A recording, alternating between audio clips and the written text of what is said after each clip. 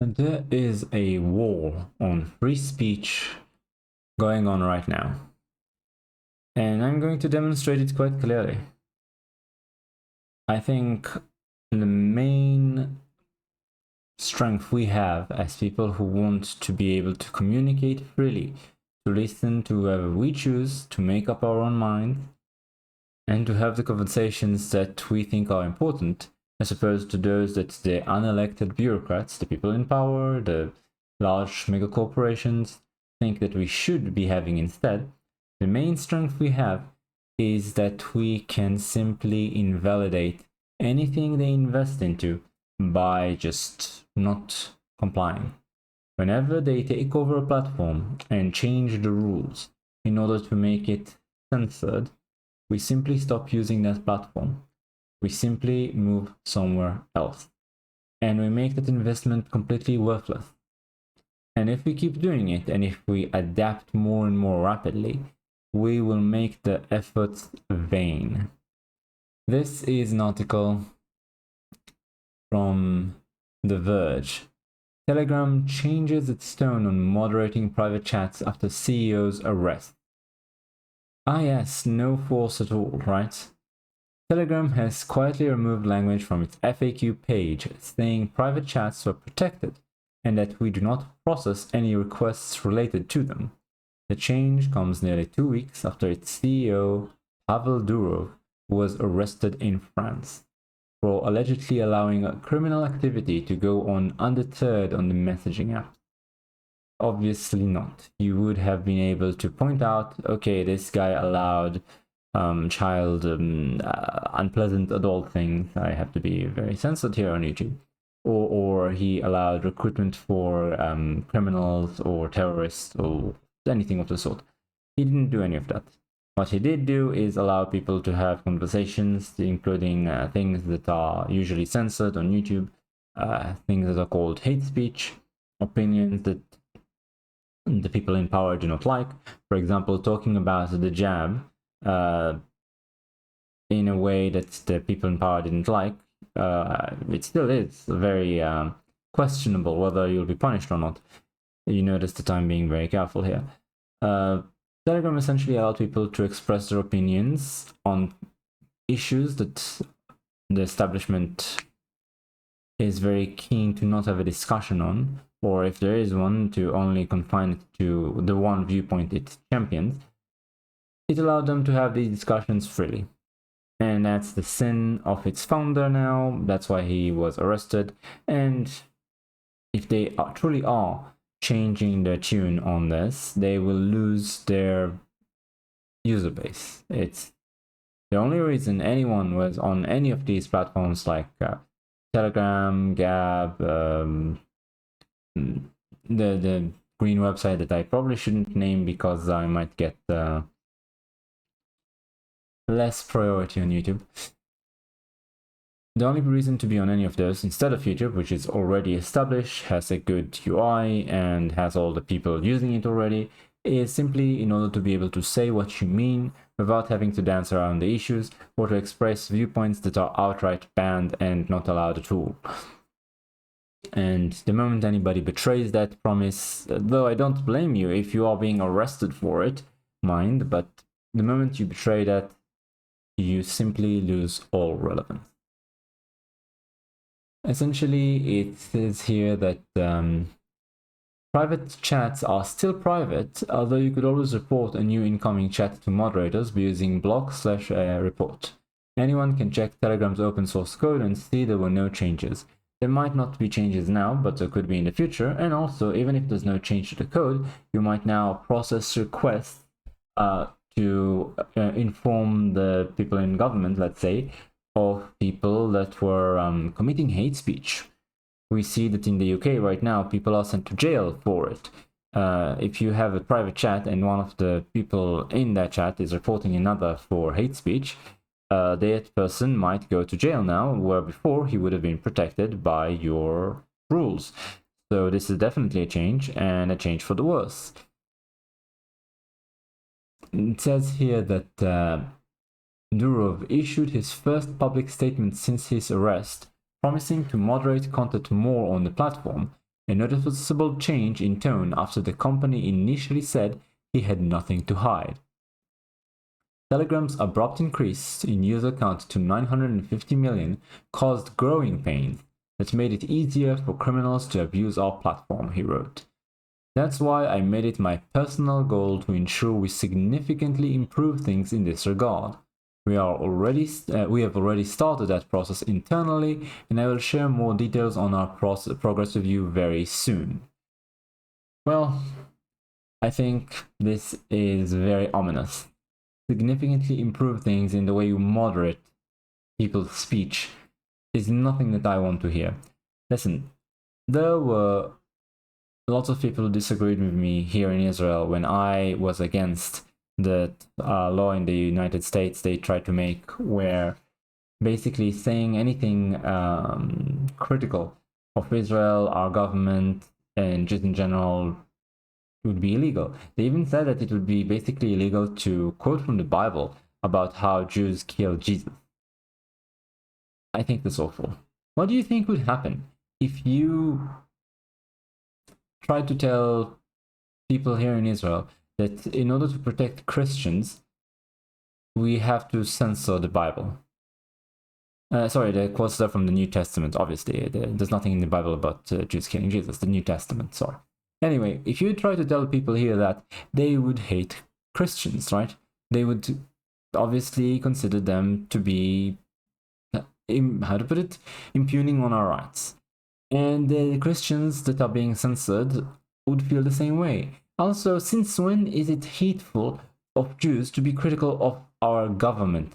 I can be critical of the government of the UK or the US or any other government in the world without hating the people there. And the same is true there. I criticize my own government all the time. It doesn't mean I hate my country. I love my country. It doesn't mean I hate my people. There's just no correlation between the two. You can be critical of the government of Israel without being an anti-Semite. You can definitely do that. And you should be allowed to do that. You absolutely should. If you only criticize the government of Israel for doing things that other governments are doing, I would agree you are being a hypocrite. And yes, it could very well imply that you are anti-Semite, but it doesn't mean that any and all criticism of Israel should be banned. And to go back to the main topic here, this entire discussion was merely to point out that I, across the board, support freedom of speech and oppose hate speech laws. Even when it comes to my own interests, yes, you shouldn't forbid any speech that is beyond the very basic. You're not allowed slander and libel, you're not allowed incitement to violence, you're not allowed to advocate for terrorism or recruit for terrorism or criminal gangs and such. There's a few basic things that are obvious and have always been forbidden. Beyond that, whatever you say is up to you. The solution to bad speech is more speech, not less.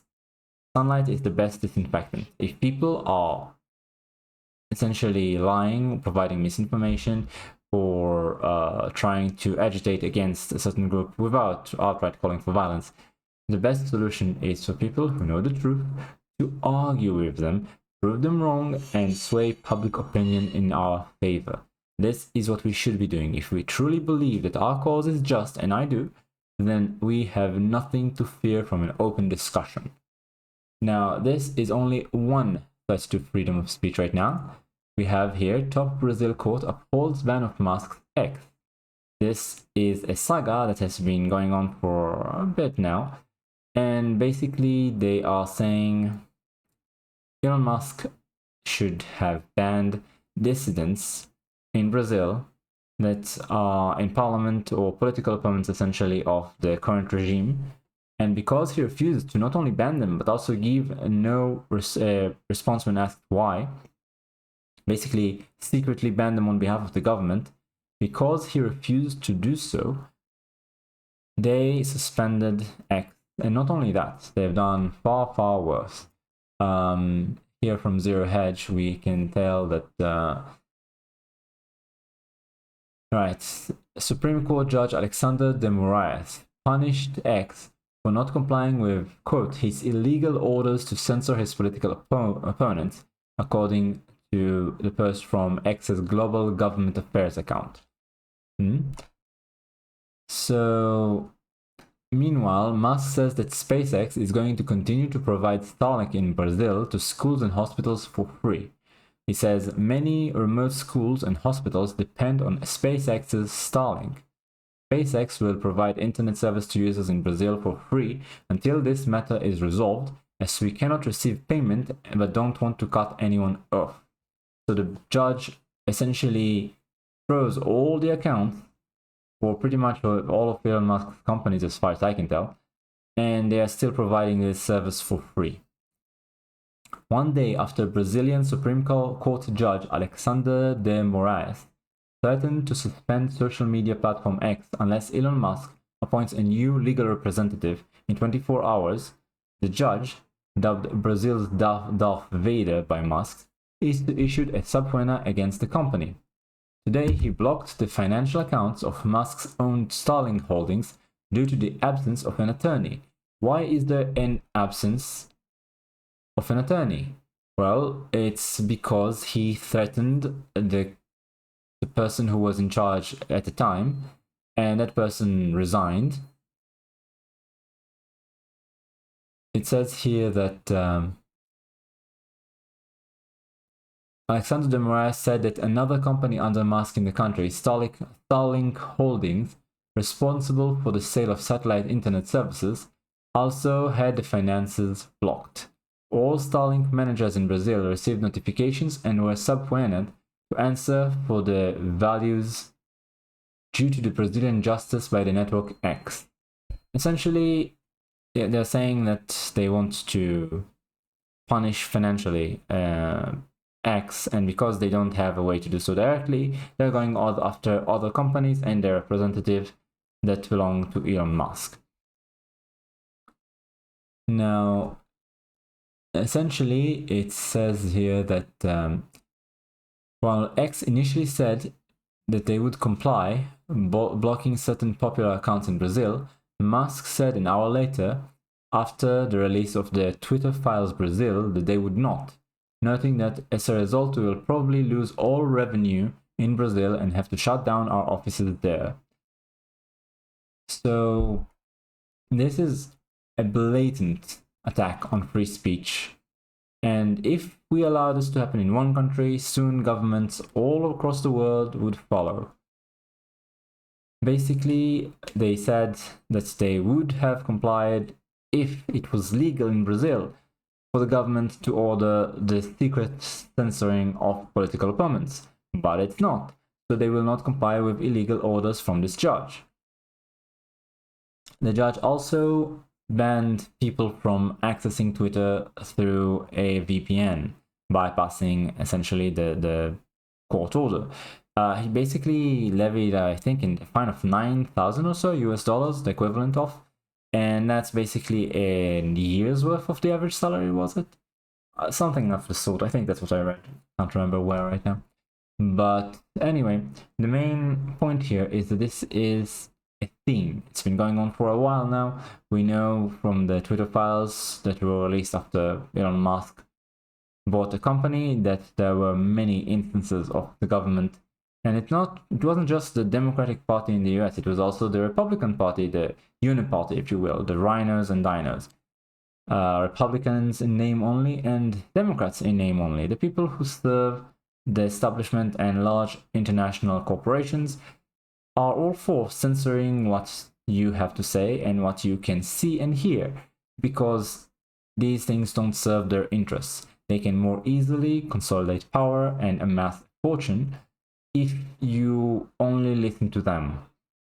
I remember reading that during the lockdowns, there was the largest wealth transfer in history from the middle class to the ultra rich, which was very unusual. Usually when the economy crashes, the large corporations also crash because they depend on providing services to you in order to make money. But somehow they prospered while you diminished. This is not a coincidence, and this is the blueprint for the next lockdown, which they are planning already.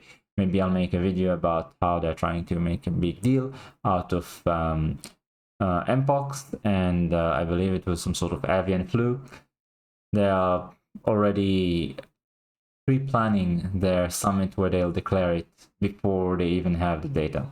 But anyway, this is, I think, one of the biggest issues of today, because you can't solve any other issue if you're not allowed to talk about it. It doesn't matter whether you agree with my opinions or not, so long as we have an open and honest discussion. And if you are afraid to debate, then you are admitting that you don't have the right opinions, that you fear being confronted with information that would prove you wrong. That, or you are afraid that you're so unintelligent that you can be easily taken in by demagogues, essentially. Either one is not a good look. And if you're not saying, well, it's me, then you're clearly saying it's someone else, aka you believe people next to you or everyone around you is ignorant and easily taken in, which is insanely conceited. I think that's the position that a lot of these people actually hold. I don't think they believe themselves to be that stupid. I think they believe the public to be ignorant and stupid and incapable of making up its own mind. Therefore, they have to be spoon-fed the correct opinions only. I'm not sure how exactly you reach any sort of consensus, which is a requirement for democracy, with people who believe that you're too stupid to make up your own mind and therefore you should be spoon-fed their opinions only. How do you keep democratic processes from breaking down if that's the case? Your fellow countrymen basically say, we know the truth, you're too stupid to acknowledge it, let's make you believe us by only ever telling you things that would agree with us. I'm not sure how you maintain a democracy that way. I'm really not. This is a challenge, definitely. Anyway, thanks for watching, and I'll see you next time.